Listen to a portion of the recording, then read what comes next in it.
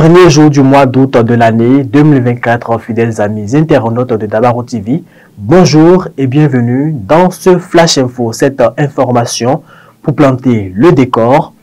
Le Bénin se prépare à faire face à la variole du singe. Depuis quelques semaines, des équipes techniques et les structures et tactiques impliquées sont en état d'alerte maximale pour opérer avec efficacité quand surviendra la maladie. En dépit de cela, le mardi 27 août 2024 s'est tenue à Cotonou la première réunion de coordination de la préparation de riposte contre ce mal. Initiée par l'instance de pilotage de la plateforme Une Seule Santé au Bénin, ces assises ont permis aux différentes équipes techniques d'évaluer minutieusement la situation et de prendre de nouvelles résolutions.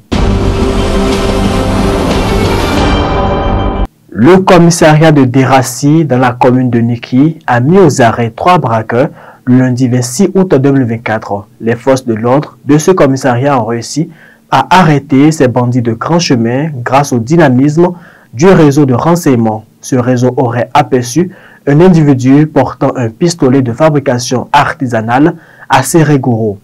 C'est ainsi qu'il a alerté le commissariat qui a à son tour envoyé une équipe sur les lieux indiqués. Rapidement, cette équipe a réussi à désarmer le suspect puis l'a conduit à l'unité pour les nécessités d'enquête. Les populations de Perere dans le département du Bogou devront se passer de la consommation de la viande de porc pour quelque temps. C'est une décision du service de réglementation et contrôle de la direction départementale de l'agriculture, de l'élevage et de la pêche du Bogou suite à la confirmation de présence de la peste porcine africaine dans la région. Et puis le nouveau roi de Tchaourou, sous nom Soroboku Douari Aldo II, a effectué le jeudi dernier sa sortie officielle au détour d'une cérémonie hautement culturelle appelée Tayaro. Plusieurs groupes socioculturels venus des localités de la commune passent pour saluer le nouveau roi à travers les danses culturelles. De même, l'on note des allégeances au roi.